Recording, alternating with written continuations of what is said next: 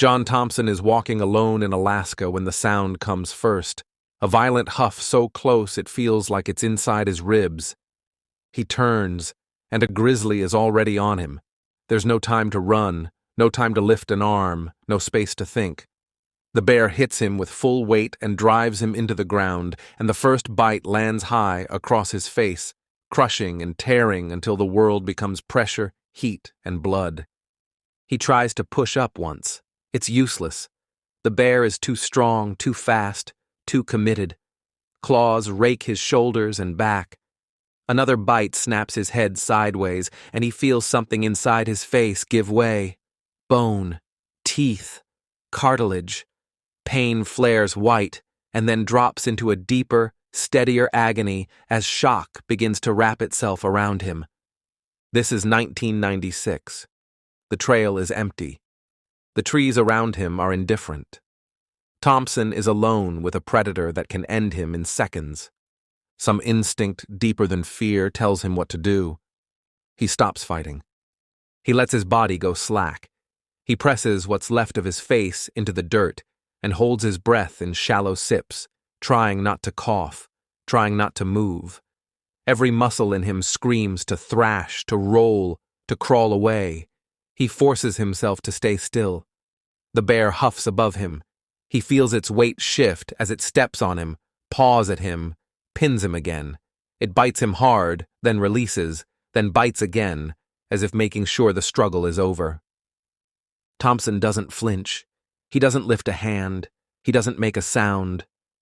The bear's breath is hot against the back of his neck.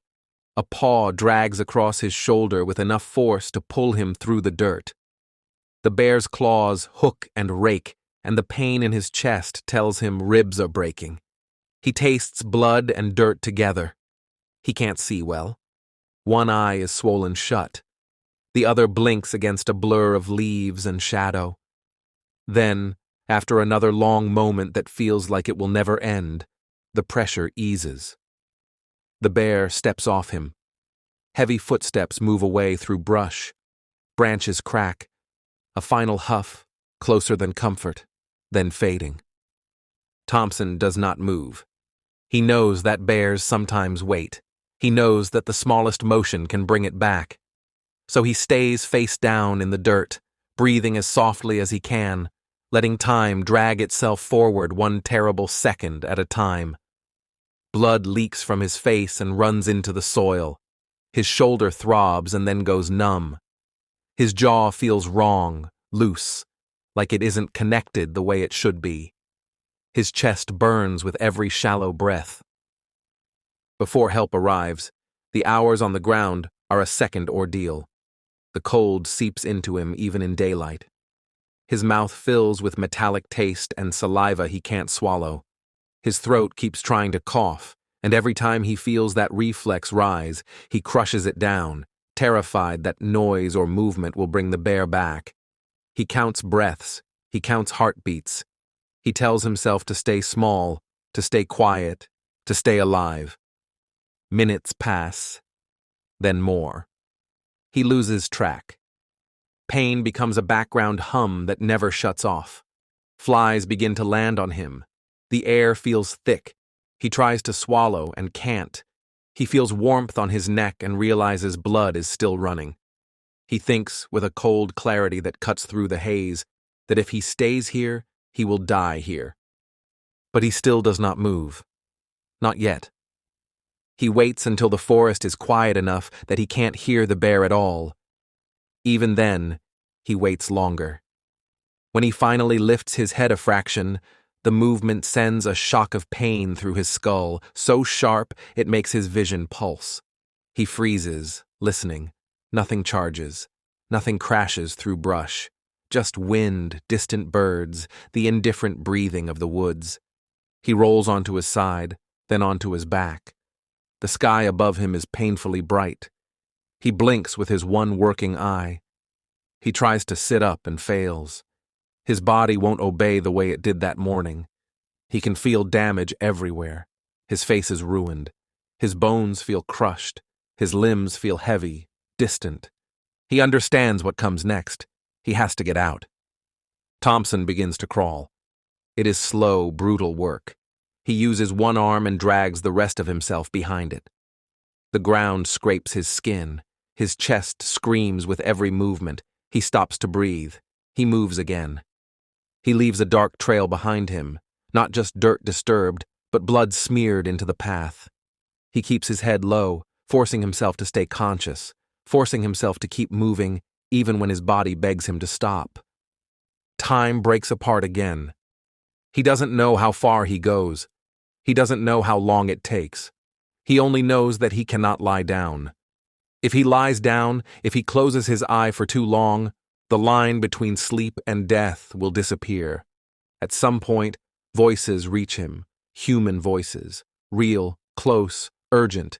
Hands grab his shoulders. Someone swears, the sound full of disbelief. He tries to speak, and it comes out as a wet, broken noise. Someone tells him to stay with them. Someone presses something against his wounds. Pressure. Bandages. A radio crackling.